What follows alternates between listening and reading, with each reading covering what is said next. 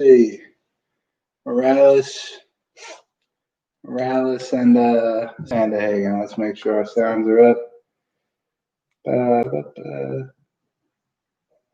Yeah, we've got sounds. Moraes, Sandhagen,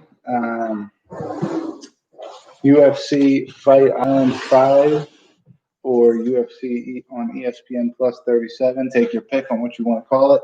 Couple fights dropping off the card. Yusuf Salah's got a new opponent, Lila Tupura, and Tupura's 5'7", 8-0, making his UFC debut, 100% finish rate with 7 submissions and 1 knockout. Zalal is 10-2, never been finished. 5 out of 10 of his wins via submission, 2 by knockout. 2-0 in the UFC with decision wins over Jordan Griffin and Peter Barrett. He is 5'10", 3 inches taller than Tupura. I think that his experience in the UFC and his stand-up is going to be the deciding factor in this fight. He's minus 180 favorite. I believe that's for a reason. I'm going to go Yusuf Zalal there, either by TKO or by decision. I don't fucking mean to keep doing it by my hair. I don't like getting in my face. Tom Aspinall versus Alan Beirut.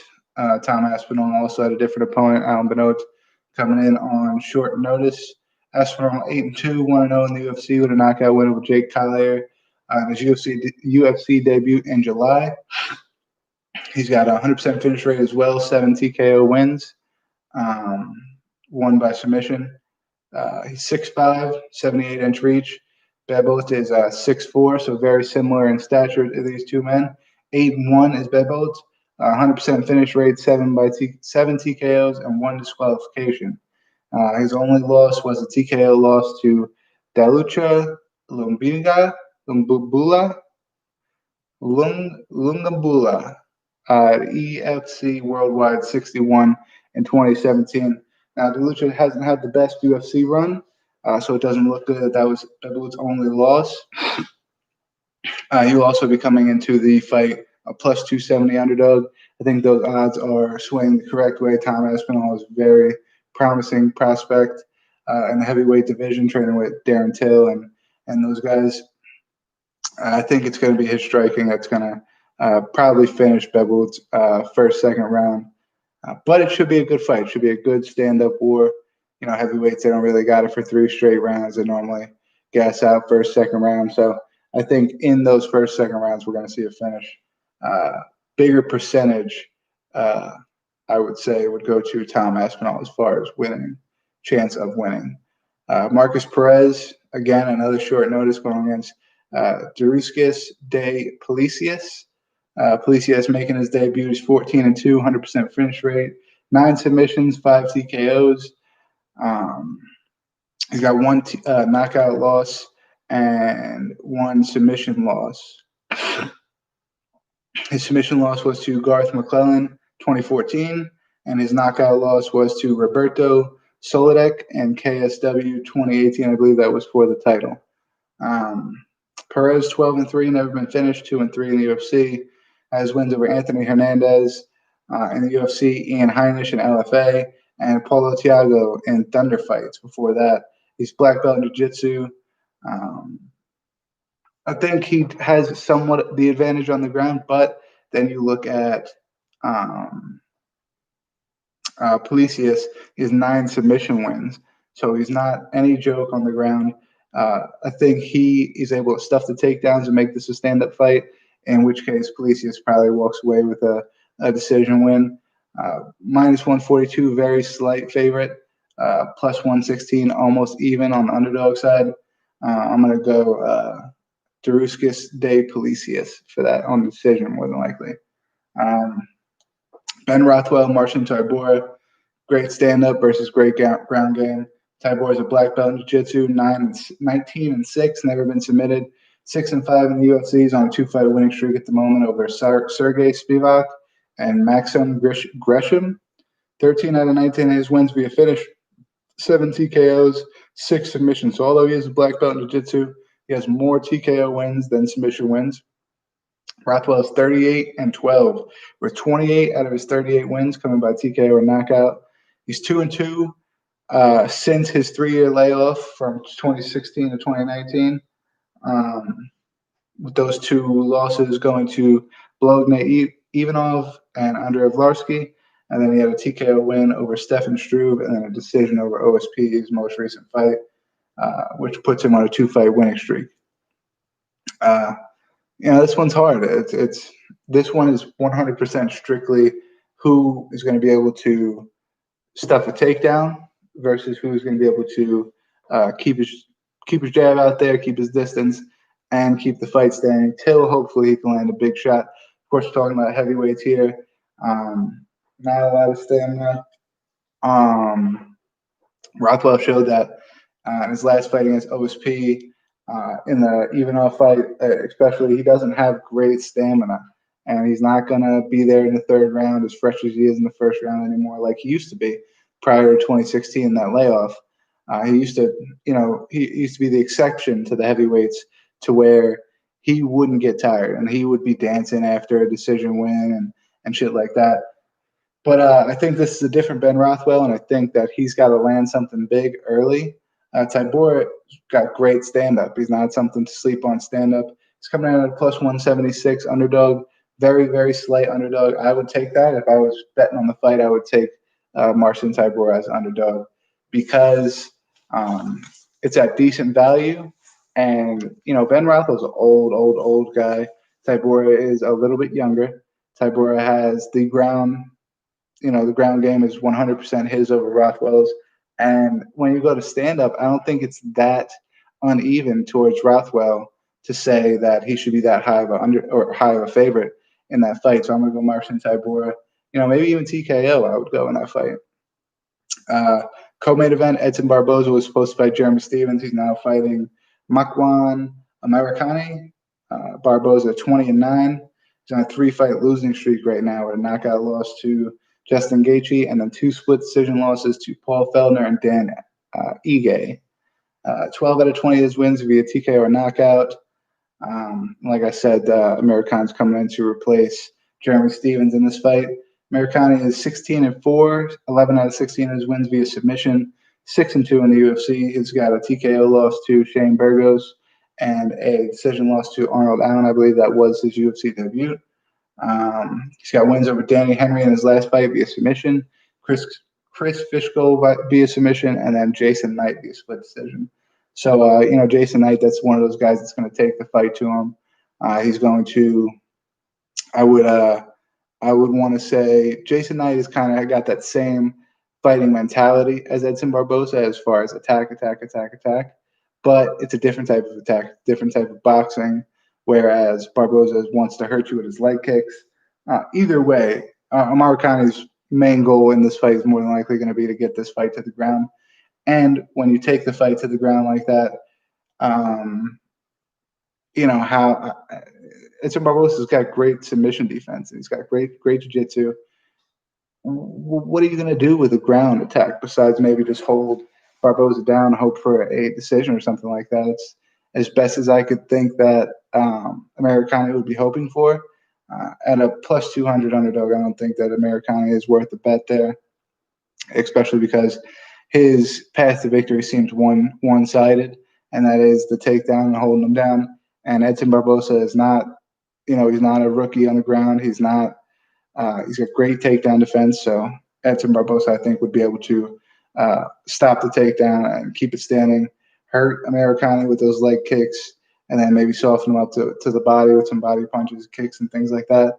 And I'm going to go Edson Barboza either by decision or via TKO. Moraes, Corey Sandhagen in the main event. Moraes coming off of that dominant win over Jose Aldo, I believe, was his last fight. He's 1-1 against Rafael Assunção. His only loss other than Assunção coming to Henry Cejudo, 5-2 in the UFC, 23-6-1 total. Wins, we talked about Assunção. We talked about Jose Aldo. He's also got wins over Jimmy Rivera, Aljamain Sterling, and John Dodson in the UFC. He's a black belt in Jiu-Jitsu and Muay Thai. He's 5'6", 67-inch reach, to where Sandhagen is 5'11", with a 71-inch reach. Sandhagen is a brown belt jiu-jitsu, so slightly better odds go to Moraes if the fight goes to the ground. Although we all know that the longer fighter generally does better in jiu-jitsu. He's able to pull those limbs up and surprise you with chokes and pull the rubber guard on you. And it's really hard to work jiu-jitsu against a guy that's 4 inches or what was that, 5 inches taller and got 4 inches of reach on you. So I don't know how much that's going to play into Moraes' ground game. Sandhagen's 12-2. He's only been submitted once, decision loss. He's only lost by decision once. His submission loss was his last fight to Aljamain Sterling. In his last fight, that was in June. And then his decision loss was way back in his LFA days against Jamal Emmers, 2017. He's 5-1 in the UFC. Like I said, that one loss to Aljo, and then wins against Rafael Sunsao, John Lineker, Mario Batista, Iri Alcantara, and Austin Arnett. Moraes, of course, way better experience, fighting where World Series of Fighting before he came to the UFC. He's fought top-level guys for a long time. Sunsao twice, Jose Aldo, Jimmy Rivera, Aljamain Sterling, John Dodson, all in the UFC. He's coming in at a plus 105, so almost dead even underdog. But I like to see Moraes come out in this fight and be able to stand with Sandhagen, get inside of that jab, land some body shots. If he gets a takedown, cool. If not, I feel comfortable that Marlon Moraes can keep it standing with Sandhagen and be successful. We've seen he knocked out Aljamain Sterling with that knee, with the head kick that he actually landed with the knee on Aljo, where as Aljo was coming in for a takedown, and Sandhagen unfortunately lost to Aljo via submission. I'm not saying that Marlon Moraes wouldn't have got taken down by Aljo if he had not thrown that knee. I'm just saying that Moraes was able to use his striking to finish Aljamain Sterling, to where Sandhagen allowed the takedown and allowed himself to be submitted on the ground by Aljamain Sterling. I know MMA math doesn't work, but you have to look at the skill level it took to take Corey Sandhagen down and the skill level that Aljamain Sterling still had. He just wasn't able to find that takedown in the Marlon Moraes fight. Granted, Moraes' fight with Aljo was before the Sandhagen fight was with Aljo. Aljo could have got better since that fight. There's a lot of variables to think about there. Excuse me. I'm going Marlon Moraes anyway. Taking a gamble on the underdog there. Rest of the card plays out. Tom Barris versus KB Bular, making his UFC debut. Chris Dukakis versus Rodrigo Nascimento. Impa Kasaganai versus Joaquin Buckley. Ali Alkazi versus Tony Kelly. And Giga Chikaze versus Omar Morales. Tracy Cortez versus Stephanie Egger. I want to call it Egger. That's Egger, I think. Anyway. And then Bruno Silva versus Tager Ulanbekov.